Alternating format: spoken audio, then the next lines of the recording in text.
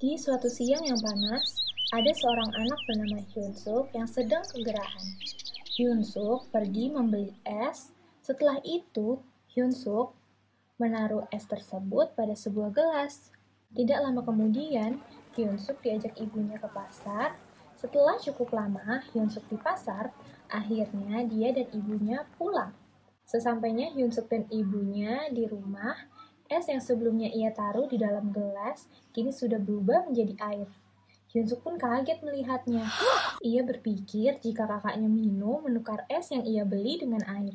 Melihat Hyunsuk yang diam kebingungan, ibunya pun lantas bertanya kepada Hyunsuk. Hyunsuk, kamu kenapa? Kok diem aja?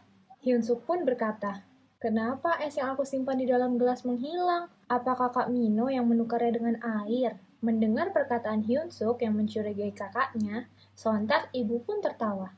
Hahaha, kakak Mino aja belum sampai di rumah. Hyunsuk ada-ada aja deh.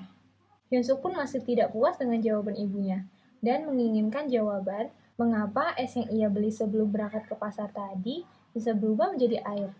Dengan rasa penasarannya, Hyunsuk kembali bertanya kepada ibu. Lalu, kenapa es yang Hyunsuk beli berubah menjadi air?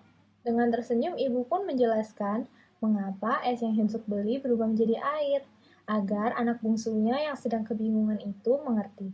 Sambil menjelaskan, ibu Hyunsuk duduk dan berkata, Nak, es yang Hyunsuk beli berubah karena dipengaruhi oleh panas ruangan di sekitar es.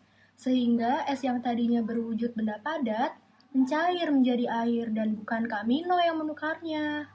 Nah, es yang berubah menjadi air itu, Hyunsuk tahu nggak namanya apa? Hyunsuk yang sedang kebingungan itu menjawab pertanyaan ibu dengan gelengan. Kemudian ibu pun berkata, Nak, perubahan es yang menjadi air itu biasanya disebut mencair. Ibu pun mencoba mencari solusi atas berubahnya es yang Hyunsuk beli dengan memintanya memasukkan air yang ada di gelas itu ke dalam freezer. Mendengar perintah itu, Hyunsuk pun semakin bertanya-tanya. Kenapa ibu meminta Hyunsuk memasukkan air itu ke dalam freezer? Hyunsuk kan maunya es, bukan air. Nak, perubahan wujud itu tidak hanya mencair, tetapi ada juga membeku. Jika air terkena suhu yang sangat dingin, maka air itu akan berubah menjadi es dan berubah menjadi padat. Dengan jawaban itu, Hyunsuk merasa puas dan tidak kebingungan lagi, dan memasukkan air tersebut ke dalam freezer dengan wajah yang ceria. Ada benda berwujud padat disebut benda padat. Sifat padat tak berubah bentuk, ukurannya pun tetap.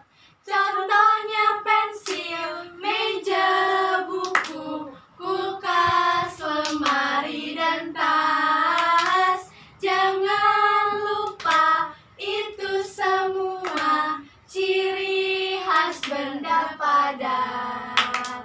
Ada benda berwujud cair disebut benda cair.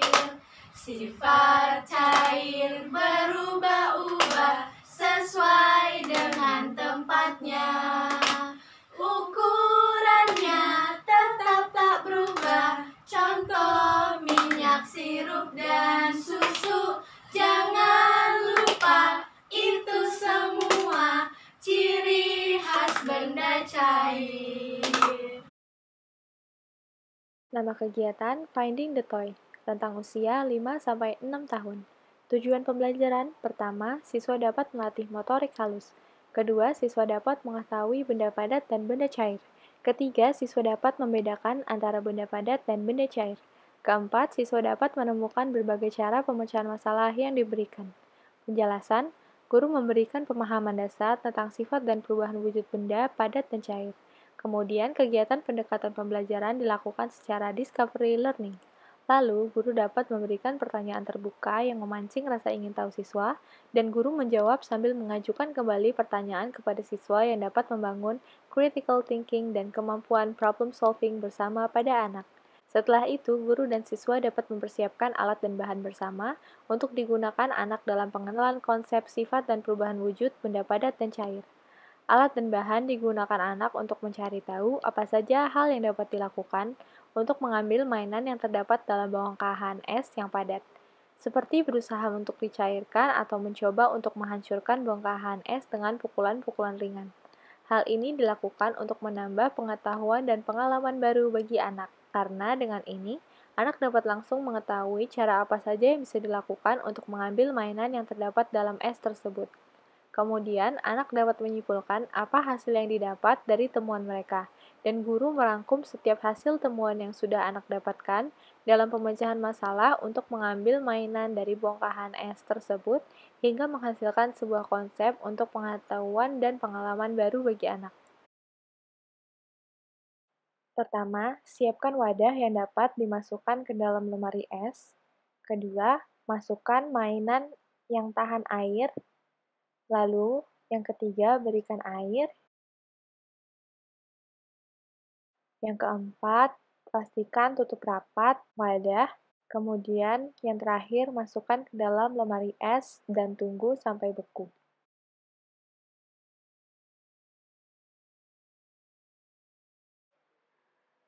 Penggunaan media, yang pertama itu, guru menjelaskan kembali kegiatan pendekatan yang sudah dilakukan kepada siswa. Kemudian, guru menunjukkan media yang sudah dibuat kepada tiap-tiap siswa, agar tiap siswa dapat kesempatan untuk bereksplorasi dengan berbagai alat dan cara yang dapat digunakan. Kemudian, yang ketiga, siswa mulai menggunakan media tersebut dengan langkah sebagai berikut. Yang pertama, mendapatkan mainan dalam bongkahan es, dan yang kedua, anak memperhatikan tiap alat yang ada untuk mengeluarkan mainan dari bongkahan es, dan ketiga, anak dapat mencoba berbagai cara untuk mengeluarkan mainan dari bongkahan es.